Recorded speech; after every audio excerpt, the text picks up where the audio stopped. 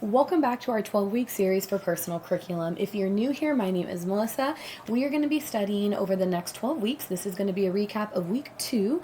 We're going to be talking about 3 main course subjects that have 5 modules between them. Into week 2, we've really started to dive into some of the deeper themes that we're going to be exploring, specifically in Gothic literature. It was a lot of reading, but all of the reading was really interesting. I will say that. If you are interested in my full reading list, I will have that in the description box so you can take a look at that. And if you want to follow along, definitely recommend. I will be walking you through each core subject and the modules that kind of correlate to those. We're going to talk about what we learned for the week. We're also going to be discussing if there were any struggles or challenges as we went through week 2, especially because their holiday week is a little bit challenging with the amount of study I gave myself, but it's fine. And then we will wrap it up with a review of what we're going to be doing for week 3. So let's dive on in. We see a shift in our study this week from wondering where these stories come from for both Gothic literature and also in terms of our Lost Conteuses for our women fairy tales, and trying to understand what do these stories do, what purpose do they serve to the greater public in terms of the environment at that time. We have 19th century Victorian London, very specific time period, a lot going on. We'll definitely dive into that. And then you also have the 17th century with the women of the Lost Conteuses and what they were going through and that shared experience among their audience and why these stories resonated so much at the time and also why they still resonate so much now. We're going to be starting with Gothic literature, and honestly this week it may have been my favorite reading, and it was so unexpected. This week we read London Labour and London Poor by Henry Mayhew, and I will say your girl did not expect to love this as much as she did. Like, look at all my annotations. Like, it was an amazing novel. There was so many reoccurring themes that I can definitely see parlaying into Gothic literature, and it just being nonfiction also really touched my heart because there's some specific stories in here that we're going to get into that I can't believe they're real because they're so sad. And I think too, in Victorian London, right, Victorian England, you have such a like certain picture in your mind. You probably are thinking like that Bridgerton, getting into the Renaissance, like just that time period of excess, right? And this like beautiful imagery of women in stunning dresses and balls and things like that. And there was a whole other world that a majority of the population was experiencing. There was just this vast difference between the rich and the poor. And Henry Mayhew really wanted to focus on what the poor were going through, what their personal experiences were, and just how they almost came off like a different species than everybody else because their world experiences were just so vastly uncomprehendable for the rich or even the middle class. And I'll get into that. We're going to talk about some of the specific quotes and text and stories and interviews that he did because they were just so touching and they really shined a light on what was going on at that time. And then we can totally see how some of these authors ended up like from what was happening in real life, kind of parlayed those themes into their storytelling, into Gothic literature. We see in Dracula and the Strange Case of Dr. Jekyll and Mr. Hyde, The Picture of Dorian Gray, which are also some of the books that we're going to be reading later on in this course. So buckle up, boys and girls, we got a lot to cover. All right, now, even though London Labour and London Poor is not a Gothic novel, right? This is a non-fiction piece of work. It is actually considered one of the most important Victorian texts that exist. Now, Henry Mayhew was an interesting character. I would recommend getting this book and just reading his introduction. I'm going to actually read to you guys some of what they said about him. This is what Henry Mayhew was thinking about at the time and why he wrote this. It reflected his recognition that London was becoming more than just another literary market. By the mid-19th century, this restless, tangled, relentless, surprising city had also emerged as one of the most important subjects confronting the modern writer. So London definitely is a focal piece in a lot of 19th century text, and he really understood that, and so he wanted to see why, questioning why is this city so important and what about the city is not being spoken about. And that was definitely their version of the slums. It was so bad for so many people, and we're going to really talk about some of them. I'm going to be reading a lot from this text. I will definitely give you the pages that I'm reading from, so that way if you want to get the book, you can definitely follow along and pull the quotes that I'm talking about, because I just feel they're very impactful and had so much meaning. Now for this week, I actually did not do a prompt. I did a short essay. And the reason I wanted to do a short essay is there was just so much to cover in the comparative analysis between the London Labour and the London Poor, and then some of our upcoming Gothic texts. There were 5 things that kind of stood out to me that we're going to talk about and go through. We're going to first start with the Fin de sequel Degeneration theory. I hope I'm not butchering that. I will put it up here somewhere just so you can see how it's actually phonetically supposed to be pronunciated, but it is French. This theory was very prominent, came about in the 19th century. It came about after he wrote this book, but the parallels between the two are really intense and you can really see them there. First, I'm going to read to you what it actually is. This degeneration theory became very popular with a lot of the Gothic literature authors that we are going to be discussing, like I said, or later in this course. Now, Henry Mayhew published this before that theory became prominent. But to understand this text, we must understand that theory. So I'm going to read it to you so you kind of have context as we go along. Okay, so the fin de siècle degeneration theory was a late 19th century concept posting that civilization, humanity, or specific social groups were in decline due to inherited biological flaws manifesting as social pathologies like crime, mental illness, and decadence, often linked to anxieties about urbanization, racial mixing, and societal breakdown, suggesting a progressive hereditary worsening of traits from an ideal primitive state. There's a lot to unpack in that statement. What was happening is because there were so many poor people, the rich could not understand them. When you have, and I will read the quote, but there is this girl in this text who was 8 years old who did not know what a park is. A basic concept, a park, a green space that people can go to. She had never seen it, didn't know what it was. So the juxtaposition, again, between your rich and your poor is vast. What they were trying to do, right, is anytime you don't understand someone, more oftentimes than not, you demonize them. This theory came about where they were trying to understand the social constraints that were put on these people and blame them for it. It is your fault that you're in this position. They had no education. They had no concept of a lot of what you would consider basic knowledge. And so the rich really demonized it, created this concept, and it became this contagion. You really see that in Gothic literature, these ideas that you can be contaminated, right, by the monster. The monster is this evil thing, and if you let it, it's going to ruin everybody else. Same with this theory in terms of the general population, which is really crazy. And these authors were probably reading this at the time, this theory, and they were like, how can we parlay this into work? Because literary analysis happen very often where we hold a mirror up to ourselves and we go, okay, what is happening and what we can see, and you turn it into a digestible format. Suzanne Collin does this with Hunger Games, right? Anytime she writes, it's because she has something to say, and it's usually about the political climate. She's taking what we are seeing, makes it a little bit more in your face and a little bit more extreme, but it becomes very easy for us to digest and understand on like a base level. And so that's kind of what was happening here with the Gothic text and what was happening with a lot of their population. A lot of these themes that we see with the social decline, they end up putting them in Gothic literature. And there was actually this really cool thesis paper that I found on the specific degeneration theory, and she talks about how it actually links to Gothic literature, and that was like kind of her thesis, which was so fascinating. So I will make sure to link that in my description box so you can actually go to the actual article,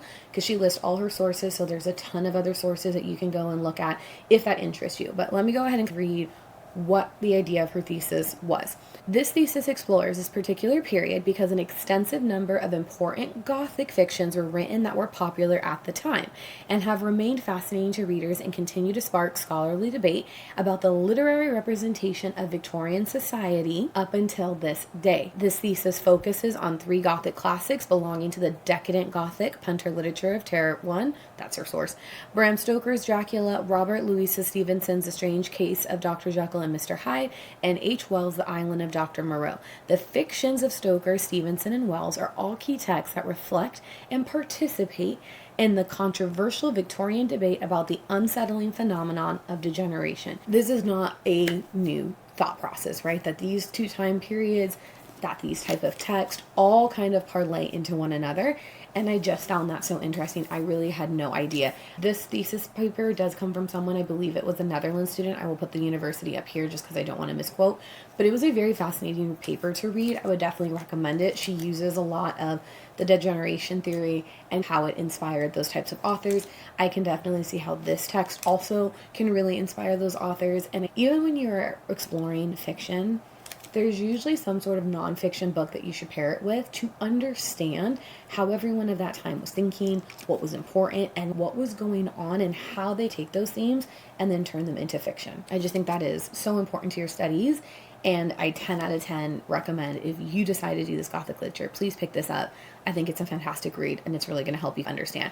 But we're going to continue on with the other points that he made that you can see between here and our Gothic text. Our second point is how we view the city as a Gothic space. And so what I mean by that is, in this book, we are discovering the underbelly of London. And in a lot of Gothic literature, it is so important, the landscape and the setting. And the mysteries of Aldolfo. Aldolfo is our eerie castle. The landscape is really unsettling, like we talked about last week. They're setting the foundation by not only what you're hearing and seeing, but where it is actually based. Similar in this novel, where we're talking about London and this totally different picture of London than what you normally would envision, and what's actually happening there. He brings up a lot in this text how crowded it is, how dingy and dark it is, how dirty it is, how people there have a different language that they've created, how they have different just ideologies and thought processes because they've had to adapt. And we can also see that in a lot of Gothic literature. In this instance, our modern city is replacing the Gothic castles that we see similar in Mysteries of Aldolfo, even in the Castle of Otranto. Third is this like monstrous other as a social reality, right? So anytime something doesn't fit someone's narrative, they try and place it somewhere. And a lot of times when you can't place people like this, they become monstrous or alien. We're going to dive into that, and I'm actually going to read a couple quotes to give a better understanding. In the novel, he is going to the underbelly, like I said. A lot of other writers did try and go to these places, but the people did not welcome them. They did not talk to them. They weren't able to get the same information that he was able to get. And they even say that. What they say in the introduction is, in its teasing, testing combination of authorial overview and individual insights, humor and horror, models of conduct and examples of actual behavior, London Labor and the London Poor was not only the first major work of sociology, a word first coined in the 1840s, it was also the greatest Victorian novel ever written. This book really set the tone and understanding of Victorian time, and they say this is one of the greatest novels from that period, again, because of the themes and what we're understanding and getting to see. When he gets into the novel, he categorizes the different people he runs into, so you're understanding. So this is on page 9. He says there are street sellers, street buyers, street finders, street performers / artists and showmen, street artisans or working peddlers, and street labor. So he categorizes them. He interviews each person in that category to get an understanding of what these people are and how they stay within their own social class, within the separate social class from the rich. Fascinating. When he's going through, a theme that he brings up a lot is education, and he can't believe how undereducated these people are. I'm going to read you some of what he was hearing because I honestly couldn't believe the lack of education, and it's not their fault. They literally had no access, but things that you would think are just common knowledge at the time, they had no idea. So let's start. He said, the want of education among both men and women is deplorable, and I tested it in several instances. The first thing he says is he asks someone where Naples is, and he says, I can't say where Naples is. It may be in France, for anything I know. May Naples be, or in Ireland. Also, the way they speak is a little bit hard to understand because they're speaking, and I don't want to say broken English because that's not correct. They're speaking in like their own language, and they're not speaking how he speaks. So when you read Henry Mayhew, it reads almost a little bit modern. When they speak, there's just like a lot of broken dialect, and it's just because of lack of education and understanding. So when you hear those texts, that is how it is read. You can go to page 29 for that. So this is someone being asked about the Pope. And he says, I don't know what the Pope is. Is he in any trade? It's nothing to me when he's no customer of mine. He doesn't even know what the Pope is. He has no idea who this figure is. He calls it like an it, but he definitely can understand that it's a person. Has no idea because he's like, he doesn't touch my life. He's not a customer. I am unconcerned. And so you can really also see if it doesn't fall in their bubble, right? Because they're living a hand-to-mouth existence. They're, where am I going to sleep at night? What am I going to eat? They really don't care about anything else outside of that. So when he's asking about the Pope, he's like, is he a customer? If he's not a customer, I don't know who he is and I really don't care. This one broke my heart because this gentleman is very much aware of his social circumstances and wants nothing more than to leave them. He says, I'm so sick of this life. I'd do anything to get out of it, but I don't see a way. And that also parlays into some of our Gothic literature in terms of people's dread. They just feel like there's nothing that's going to change about it. They're never going to escape these circumstances. And he says, I want a different life, but how can I even accomplish that? There is no path forward for me to do that. Where today, if you fall below the poverty line, there's still definitely a level of entrance to get out of it. It's not easy. But there's a little bit more of a path than in a time like this. And this quote that I'm going to read to you from the 8-year-old girl is going to make that a little bit easier to understand in terms of when I say they really could not get out of it. He calls her the Watercress girl. She's 8 years old. She gets up every day at 4 a.m., goes to the docks or to the city center, buys watercresses, and then goes and sells them. So she's trying to flip the watercress and make a profit. She's 8 years old. She works from 4 a.m. to 10 p.m. He says, although only 8 years of age, she had entirely lost all childish ways and was indeed in thoughts and manners a woman. So this girl, even though she's 8, she thinks like a woman. She basically is a woman because she's never been allowed to be a child. He says, she was talking of the bitterest struggles of life with the calm earnestness of one who had endured them all. I asked her about toys and games with her companions, but the look of amazement that answered me soon put an end to any attempt at fun on my part. So he understood talking to her to like a child wasn't going to work because she really was not a child mentally. She didn't understand these concepts that he was trying to explain to her to try and get her to open up. I then talked to her about the parks and whether she ever went to them. This breaks my heart. She said, "The parks?" she replied in wonder. "Where are they?" I explained to her, telling her that they were large open places with green grass and tall trees where beautiful carriages drove about and people walked for pleasure and children played. Her eyes brightened up a little as they spoke, and she asked half-doubtingly, would they let such as me go there just to look? This little girl didn't know what a park was, and then when she heard about it, she's like, a green space, what is that? And then had the understanding that people would look at her differently and was like, do you think they would let me come just to look? Not to play, not to commingle, not to interact, just to like stare. I say this text is so important to read. And that to understand our fiction pieces, you must first understand our nonfiction. I cannot stress enough how amazing this book was. And to please, please, please go read it because it was just sad. But it was also a great read. We're going to move on to part 4 before I just read you this whole book because it really was that great. Part 4 is our Gothic gaze. When we talk about the Gothic gaze, we're talking about how Gothic literature kind of views pleasure and fear and how it's looking at the common man, how things are described. So he's going and doing all of these different interviews. He's doing this invasive observation, but he is still looking at them through a lens that they're almost alien and not the same to him because honestly they're not. And so in Gothic literature, we very much do the same thing. And Frankenstein is looking at it through one lens. The monster is looking at it through another lens. And so you have that juxtaposition between the two where how we view things in real life, right? How you look at things, the lens that you view life through can so often be parlayed into how we view that same lens in our nonfiction works. The way authors in fiction work, they put up a lens and that is how we view the world as well. And it always pulls from real stories, right? We write stories based on what we hear and what we see. These Gothic authors, what they were seeing in these incredible slums, which is so sad and devastating, that is how they parlayed it into their Gothic work. It's just, again, such a transition and correlation between the two texts that I did not expect to see. And then finally is the hidden world. In Gothic literature, great example, we're going to go back to Frankenstein. The question that often gets asked in Frankenstein is, who is the monster? Is Dr. Frankenstein the monster? Or is the monster the monster? And that is what we see here in this text is, who is the real monster in this situation? Is it the people who are forced into these scenarios, who know nothing else, cannot get out of it? They're working from 4 to 10 p.m.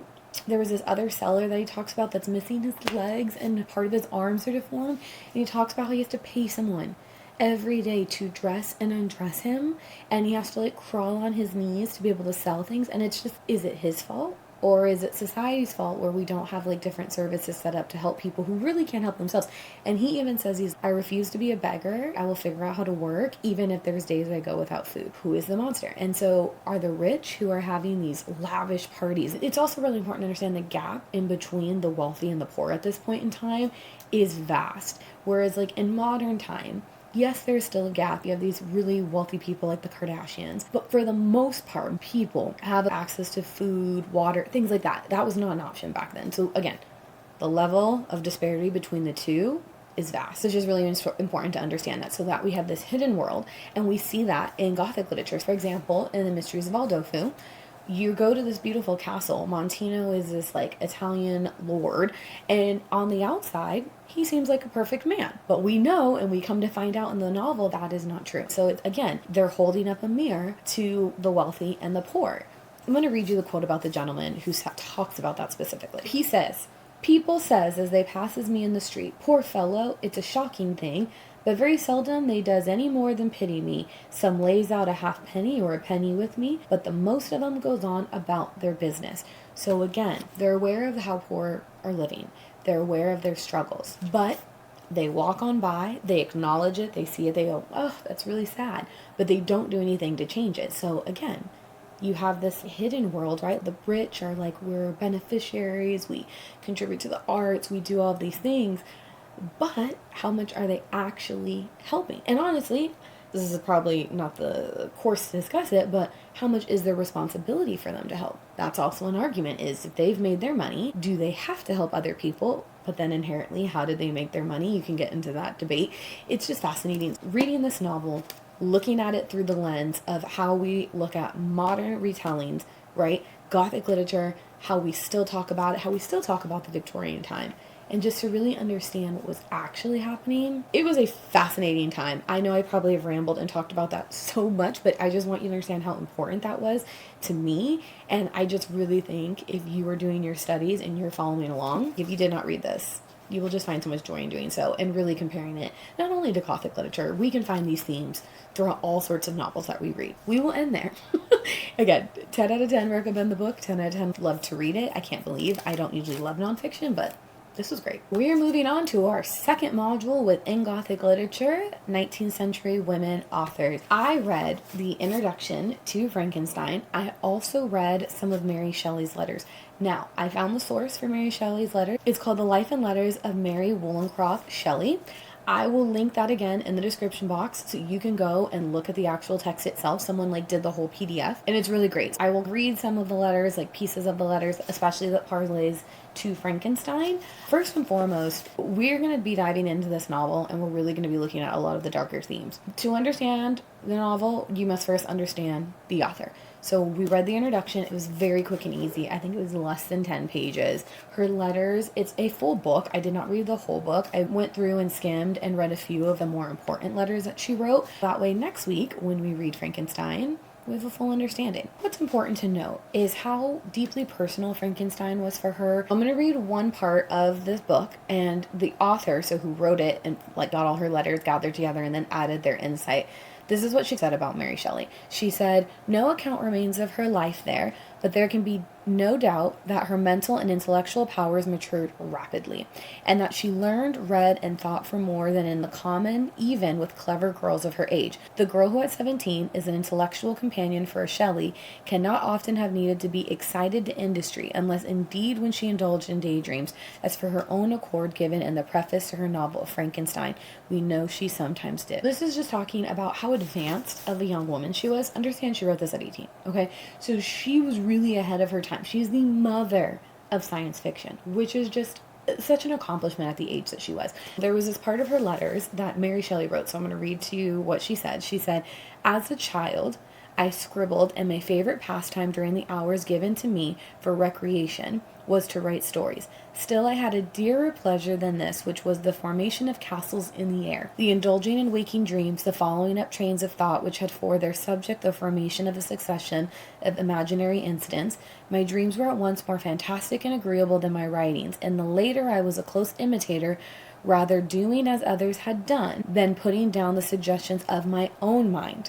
What I wrote was intended at least for one other eye, my childhood's companion and friend," probably Isabel Baxter is what the author notated in her letter, which was her childhood friend. "But my dreams were all my own. I accounted for them to nobody. They were my refuge when annoyed, my dearest pleasure when free." She talks about how she so often did not write what she wanted to, right? She is writing what everyone else is doing. And because she finally wrote what she wanted, we get one of the best pieces of literature of all time that literally created a whole subgenre. What an accomplishment at such a young age. She talks about how the idea of Frankenstein came to her. She says, "Swift as light and as cheering was the idea that broke in upon me. I have found it. What terrified me will terrify others, and I need only describe the spectra which had haunted my midnight pillow. On the morrow I announced that I had thought of a story. I began that day with the words, 'It was on a dreary night of November,' making only a transcript of the grim terrors of my waking dream." The fact that when she finally came up with this idea, she was so, like, elated. She was like, "I've got it. What terrifies me will terrify others." And when we read Frankenstein, I think that quote is going to be really important because, again, who is the monster of this book? Who truly are we afraid of, or should we be afraid of? What terrifies her should terrify us. When you actually read the introduction, there's a couple of things that kind of stand out. For Mary Shelley, a new question emerged. What about something that no precedent in life, a new life form? Part man, part machine, and galvanized by electricity. In Mary Shelley's introduction to the 1831 edition, she wrote, "I saw the pale student of unhallowed arts kneeling beside the thing he had put together. I saw the hideous phantasm of a man stretched out, and then on the working of some powerful engine show signs of life, and stir with an uneasy, half-vital motion. Frightful must it be, for supremely frightful would be the effect of any human endeavor to mock the stupendous mechanisms of the creator of the world." This introduction really, really dives into what she was thinking when she wrote Frankenstein, and like they're definitely questioning science. This also parlays back into the London labor. We see this huge scientific push and advancement. Like there was a really big jump for them at that time. People are starting to question the will of God. If a surgeon saved someone's life, was that the will of God, or was the surgeon playing God? People can then argue, well, if God gave him the knowledge on how to do it, then it was his will. That was a theme at this time. There's these crazy advancements that they're seeing. Dr. Frankenstein, when she wrote him, he's obviously pushing boundaries. He creates life, and she's questioning, should that have been done? And then, is it the monster's fault for being created? Or is it Dr. Frankenstein's fault for creating him? Again, always read the introductions or the preface of any novel, especially a classic, because there usually will be some time spent diving into, again, the time period that it was written, and as much as we can, the author's thought process. If the author did not write what they were thinking when they wrote it, a lot of it is just our assumptions. Things like finding letters, any journals that they wrote. We then hope to form a theory on why they wrote their piece of fiction. And at least Mary Shelley, she had some good letters. I will say, a lot of the letters were very interesting to read. Not all of them directly impact her writing of Frankenstein in terms of she talks about it, but it definitely kind of sets who she was as a person. So then to, again, understand the author, you can understand their work. At the end of the day, before we move on, Gothic literature was a way for people to process what was happening to them and around them. They are processing grief, creation, responsibility, abandonment. We're going to see that a lot in this one. And I think it was just so telling, again, when we think about the London labor, what was their responsibility to the people of these slums? What was the responsibility to these people in these books? Again, they really parlay into one another. Next week, we're going to be diving into this novel fully, and I know a lot of the themes that we've discussed so far and that we've read about in her letters, in her introduction, in our last novel, are all going to come full circle into this text. We are moving on to our next core subject, which is mythology, and we are going to be discussing once again our Lost Conteuses. We are talking about Henriette-Julie de Murat. This woman, she was interesting. I thought Madame d'Aulnay had a crazy backstory. This chick, she may have had it worse. It makes me nervous to continue reading about the Lost Conteuses because it seems like they all are met with such obstacles in their life, but we're going to dive into it. Henriette, she was a little bit sharper in her writings, I will say, than Madame d'Aulnay. From the fairy tales I read, which we'll talk about, she's not really into happy endings, but it is understandable because her life was tragic. So again, to understand the fairy tales she wrote, we must first understand the woman. She was born in 1688, so she's a little bit younger than Madame d'Aulnay. Not by much, but just a little bit younger, so a little bit of importance there. Now, Henriette, our darling, was also arrested, very similar to Madame d'Aulnay, but for something completely different. She was arrested because it was found that she was gay. She had a woman lover, and because of that, her family punished her. Now, she was married, so in the text, they talk about it. I'm going to read it because you can tell she was the life of the party. She was a part of a social circle that included the Princess of Conti, King Louis's eldest legitimized daughter. Henrietta somehow managed to enjoy this lifestyle as a single woman in her 20s until her family insisted she marry. In her 20s, which again are considered old, if you remember in Pride and Prejudice, she says, I'm 27, I'm a burden to my family, I'm afraid. She's in her 20s and she is not afraid. She doesn't care that she's a burden. She's out here living her life. She's partying with King Louis's legitimized daughter, who's a princess in her own right. They're going to salons, not like the fairy tale salons, but other versions of that before the salons were created. She basically lived her life the way a man did, and men did not like that. She had lovers, she would drink, she would party, she would gamble, all things that were happening with other men. But because she was a woman, it was definitely not okay. So her family's like, yeah, we got to tame her down. We're going to marry her off. So they marry her off, and she is not a fan of her husband. Again, she's into women. She does not like men. She has a child with him and then decides that we're going to live separate lives. She basically moved out and lived on her own, and he did the same. She lived her life. He lived his life. They lived separately. But then it became very apparent that she lived the way she wanted to the point that this police officer started following her for 4 years, literally tracked all of her movements, would go to the king and be like, we need to arrest her. Look at what she's doing. Da-da-da. This guy was so obsessed with her. Anything that she did, he would talk about to the king to try and get her put away. Eventually it worked. This police officer, Argison, he's the one who's following her. The author kind of says, and I'll read it verbatim. She says, whether the king ordered Henriette-Julie's arrest to be rid of her or him is a fair question.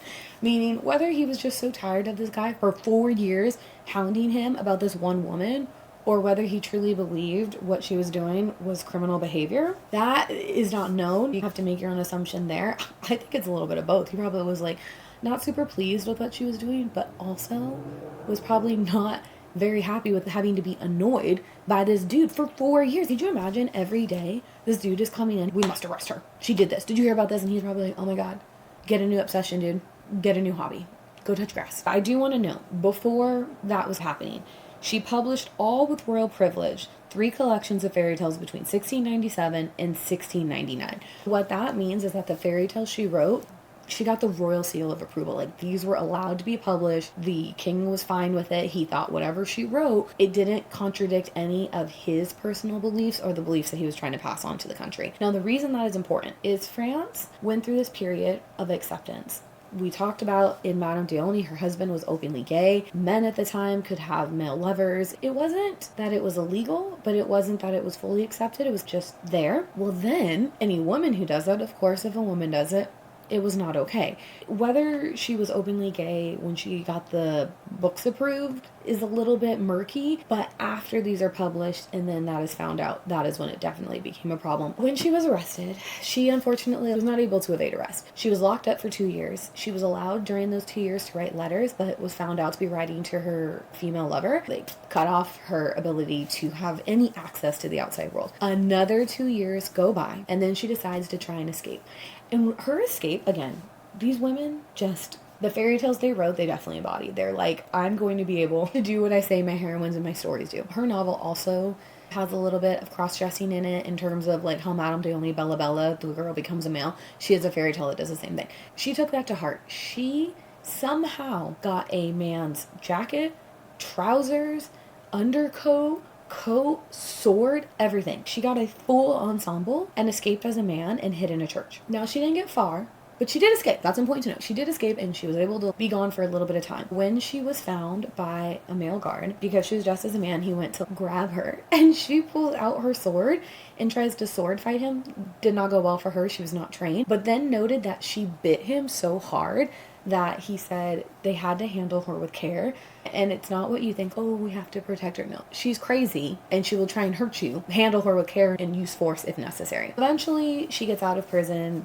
She's there for years.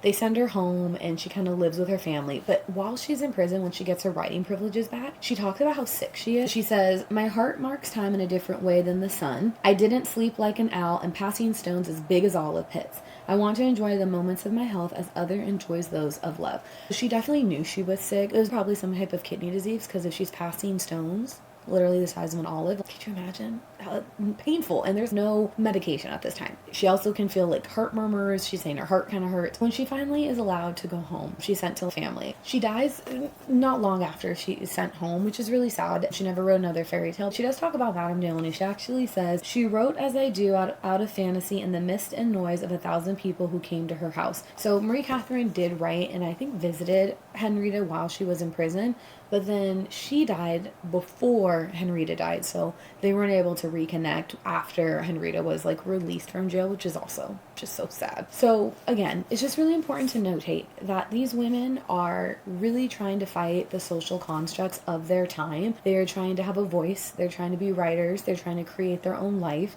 the way they see that men are, and they've created these amazing fairy tales and stories. But again, we forget about them in history, so Henrietta is another one to add to your list to know. We've got Madame de Olney and now Henrietta. In our text, the fairy tale that she talks about is Anguillette. I'm probably saying that wrong. I'll put it up here, which was named after the fairy. I'm going to paraphrase and give you like a quick little synopsis of it because it's actually fascinating. So what happens here is you have this fairy who is an eel. She talks about like how fairies take other forms, and it also parlays into mermaids. And she talks about how they have like bottom half of an eel, but this particular one is an eel. This princess sees the eel in a pond, and the fairy thinks, great, I'm gonna die because in this pond any fish that is selected is usually for the royals to eat. But the princess is, oh my god, the scales are so beautiful, and she like saves her. But when she comes out of the pond, she's like, thank you for saving me, I now owe you a favor. And what she looks like, I'm gonna show because it's actually really stunning, the like imagery. This is what our like fairy tale looks like. I just love, honestly, I think I said this last week, the illustrations in this book. It's beautiful. Our heroine saves her, and she's granting her wishes. And so basically she says, I can make you beautiful. She's like, yes, I want to be pretty. And she walks through the halls, and her parents apparently have a ton of like Greek statues, and she looks at Aphrodite, she looks at Hera, she looks at all of these different ones and ends up choosing one of Zeus and Hera's daughters. That's who she wants to become. She also gives her like the gift of speech, and she becomes really eloquent, and her family notices. They're like, oh my god, you're speaking like just so beautifully. And she tells them, oh, I helped this fairy, and now I have this gift of the gift of gab, if you're familiar with the Blarney Stone. As the fairy tale goes on, she's beautiful, she's got beautiful speech, but she's still unhappy. And she says, what sorrow is it, she asked herself, that comes thus to trouble me? What princess in all the universe is blessed with lot as perfect as mine? I cannot imagine whence arises my ennui. So ennui means like my sadness. If you watched Inside Out too, that was one of the little characters, ennui. So she's saying, how can I be sad when I've literally been given everything I want? And the fairy comes and it's like, because you don't have love. She says, I will grant you love. So the first man she sees, she's going to fall in love with, and they're going to be like a perfect match. She sees this man, falls in love with him, comes to find out it is her sister's fiance. So she runs away, and she's like, I can't fall in love with him, and he falls in love with her instantly, and it's like aggressive love. She decides to escape, and this fairy says, I have this island where you can go and you'll forget about him and you'll fall in love with the man who's there. She falls in love with the man who's there. They live there for a year, and she writes a letter to her family to say, I'm happy, don't worry about me. And her family convinces her to come back for the wedding of her sister to the man that she loves. Long story short, they get there, she sees the man, and she's like, oh no, I still have feelings for him, and goes and hides in her room because she doesn't want to fall in love with him, because she wants to honor her husband, because she's started to fall in love with him as well. It reminds me of the movie Eternity. But anyway, he decides to hide, like I said, and her husband is talking to the fiance, and unbeknownst to him, this is her true, and I say that loosely, love. And the gentleman tells her he's in love with her, and you may not know this, but we're gonna run away together. And he's like, okay, I don't think that's accurate. I'm gonna go ask my wife. Great communicator, this guy. And the man decides to battle him. Pulls out a sword, they start fighting. She's up in her little castle, she can hear like the clanging of steel, runs downstairs, and both of the men have been impaled. It's very Shakespearean. They're both there dying, and she's like, I can't live without either of them, and stabs herself. Fairy comes and is, oh my god, what has happened? The second husband, the nice one, is alive, so she saves him, sends him back to the land that they came from, helps him forget about his wife and the tragedy that he just went through. The sister's fiance and her are dead, and the fairy turns them into trees. And so when the guards come out, all they see are 2 brand new oak trees, and they see no evidence that there was any sort of fight or battle or where the fiance or the sister have gone. End of fairy tale. I was like, ma'am, there was no happy ending. And I think that was the point. She did not have a happy life. It was hard for her to write happy stories. Anyways, great fairy tale. 10 out of 10. Recommend reading. It's very digestible, bite-sized, not very long to get through, but it's just so telling of what the women of the time were going through, and it makes sense why this was so popular, that fairy tale, to other women, because imagine, arranged marriages, they have no voice, no say. So in this instance where this woman chooses her fate, honestly not a happy one, the point is she chose it, that probably resonated with a lot of them because a lot of them did not have choices. They were just forced to do as their husband said or as their father said. Great novel. So next week we will be reading on the next Lost Contessa. At the end of this video we'll talk about who that's going to be and just like how our studies are going to continue, but we're going to move right along because I feel like I've been talking a lot and I apologize, but all of the things that we went over this week were so interesting. Moving along to our creative writing. This is core subject 3 and it's our 4th module and it's the Brandon Sanderson writing course. This week's video was promise, progress, and payoff. It was another great video. I really love Brandon Sanderson's teaching style.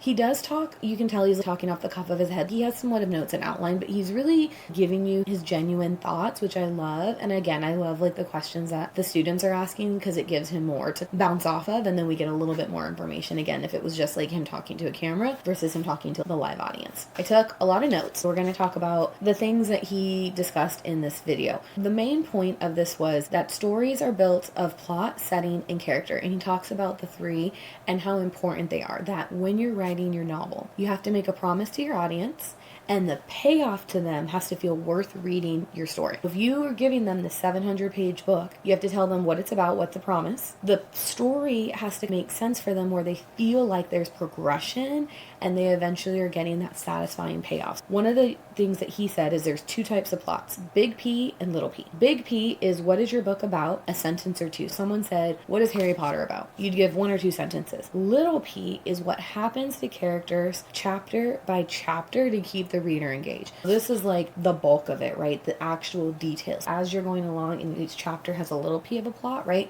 How we start and how we end and how we got there. Whereas your big P is your overarching plot, whether that's over a novel series, just that book, and he talks about the differences between those as well. He says that plot is meant to facilitate conflict and that novels must have conflict, but that you have to give some sort of payoff or resolution to it for the reader to feel like, okay, satisfied that they got what they needed out of that book. He also says that plot is what gives a reader structure. You can think of that in Ice Planet Barbarians. I'm going to use a smut book because it's great. In Ice Planet Barbarians, she gives you the same exact plot and story time and time and time again. You know each story is the same, you're just changing the characters. Now he says that is really important because plot, he says some argue there's only 1 type of plot, 5 types of plot, whatever.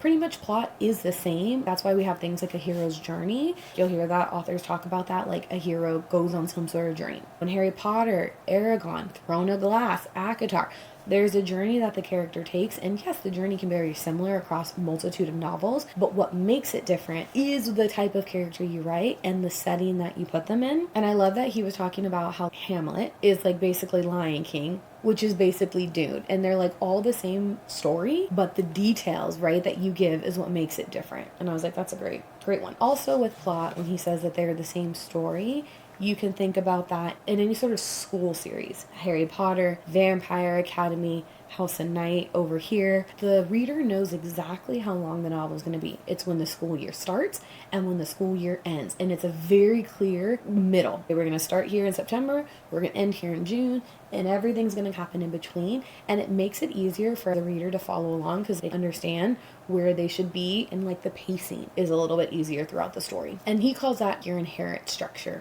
It's already built in. You don't have to spend time explaining how a school system works in terms of the year. You don't have to outright say, we are going to be writing this from September to June. It can just be as simple as, and the new school year began in September. Great. Know where we're at, know where we're going. Very easy for the reader to just jump right in and understand. He also talks about when you're setting a promise, you're setting the tune for that promise, the way to tell the reader the type of story that they can anticipate or expect, which I think was great. He says this is why prologues are so great in fantasy, but they have become a little cliche. You do want to be careful with that. That was important to note.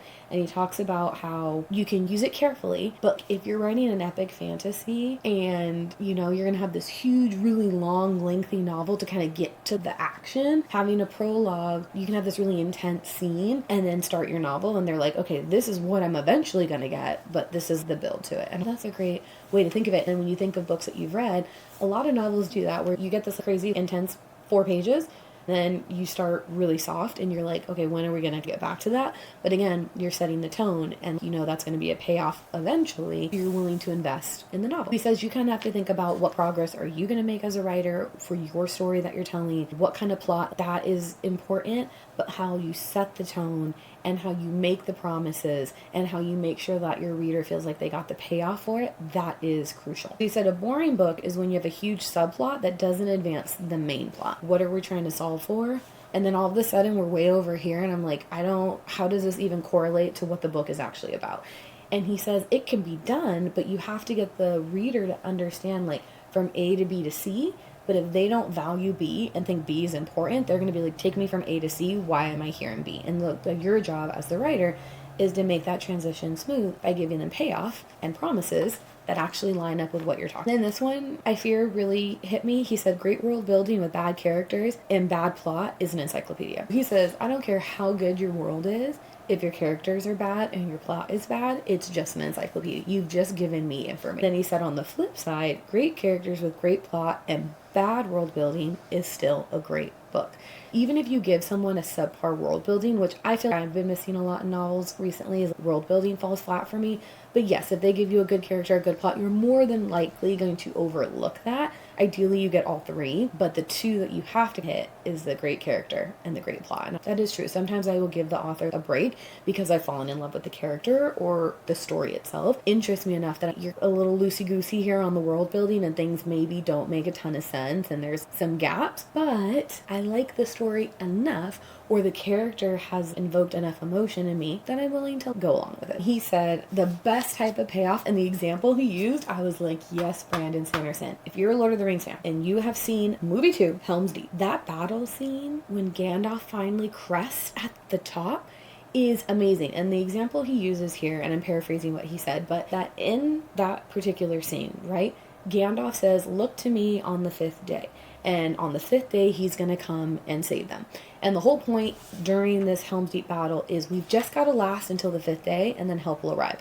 But he says what Tolkien did, and what was so important, and more so in the movie, was that while you're in it, while the battle is happening, you forget that there was a promise, that there was this 5th day coming. You're just like, oh my God, who's going to die? What's going to happen? Like, you're invested in the battle. But the payoff at the end, when the light shines and Gandalf is there on his white horse with his staff, you're like, yeah, the crowd cheers. Everyone is, yeah. And that is what you want. When you can give such an amazing payoff that everyone feels it so deeply, you've done your job as a writer. And so I wrote that down. I don't think he can do a Helm's Deep, obviously, every single time, but to have that at least probably once in every book, like this moment, is what sets like different writers apart. And so when he said that, I was like, yes.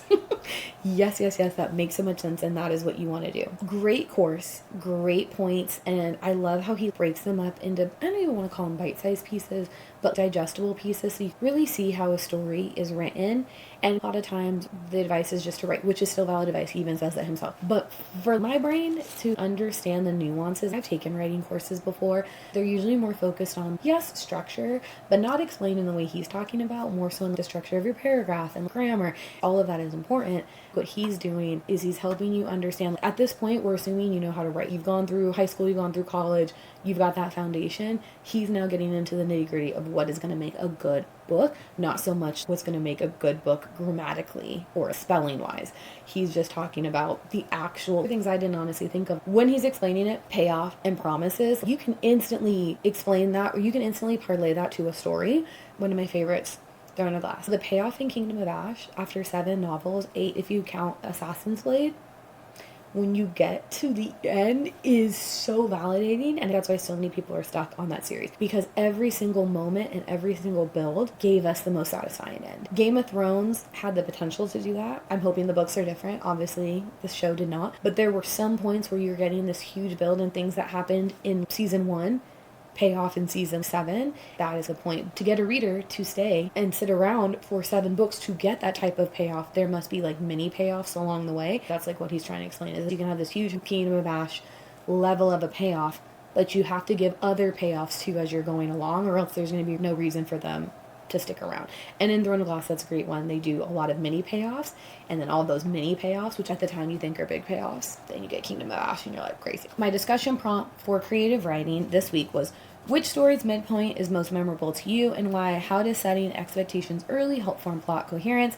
And share one of your story promises and how you will fulfill it. I won't share the one story here because I'm still writing and I'm going to keep that to myself, but I will share one from Throne of Glass. In that novel, there's a point, and if you have not read it, like, fast forward. Aiden looks to Aelin and says, where is our army? Where is the help? And it's accumulation of all of the things that she has done, all of the help that she has given to these people over time, these small acts of kindness pay off big in Kingdom of Ash, because then all of these people come and help her, and that's the only way that she's able to win this battle. And again, I'm keeping it brief, I'm not diving too much into it. Eventually comes back around and the payoff is huge. The setting of expectations early in a novel, again, it keeps your reader engaged. Harry Potter does this very well. The main point of this series, right at the beginning, is to beat Lord Voldemort, to be he who must not be named. Every book is pretty much Lord Voldemort and Harry battling one another in some form or another, but it's on a small scale. You're getting these payoffs at the end of every book, and again, it's based in a school year, so it's very easy to tell the beginning and the end.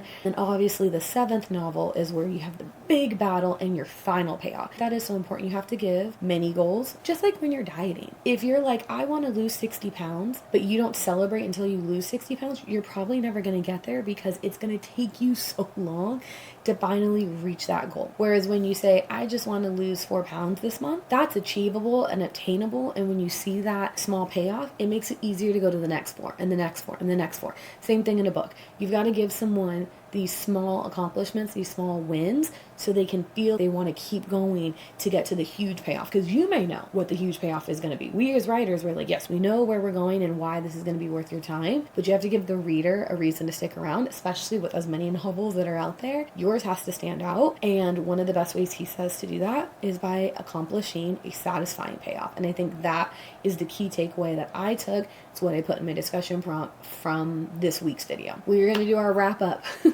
of any struggles and challenges that we met along the way. I will say, I did not feel like I had as many struggles this week as last week. I think I understood a little bit more my reading. I started a little bit earlier.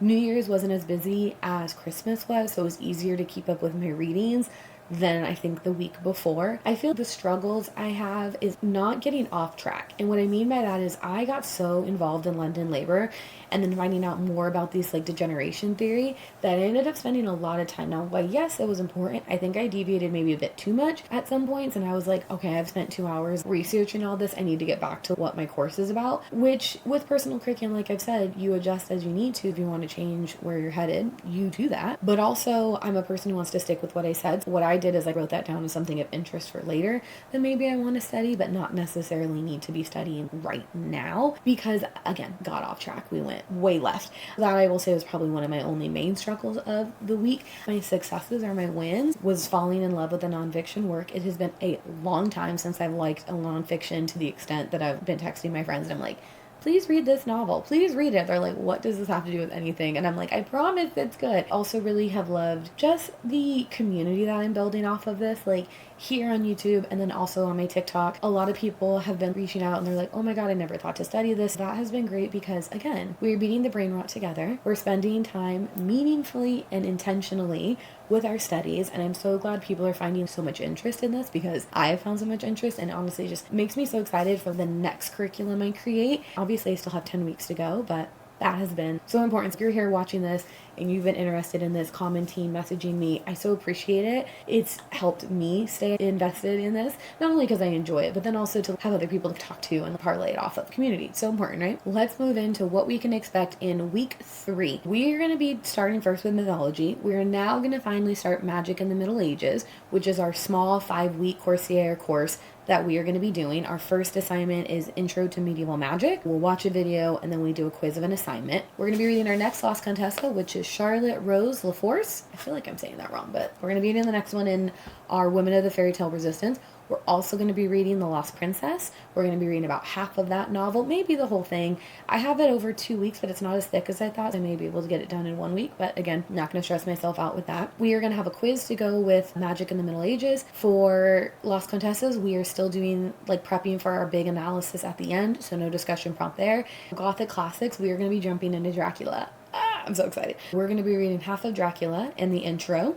Then for women authors of the 19th century, we are going to be reading the first half of Frankenstein. So excited about that. There'll be a discussion prompt for Dracula, and then for Frankenstein, we're actually going to be doing a Gothic element map. I found that online. We're going to be mapping that out, which should be fun. And then a small short essay will be given when we finish Frankenstein, so not just yet. I lied. Last week I said we were doing 2 videos. Week 2, it's actually week 3 that we're doing 2 videos. We're going to be doing story structures and plot theory, and then in the plot Q&A. Those will be our 2 videos that we watch. That is it for week 3. Again, thank you so much for following along. Any questions you have, please drop them below. Any comments, anything like that. I love hearing from you guys. It has just been so much fun to do this. I'm excited to continue doing this. I will see you back here next week for week 3.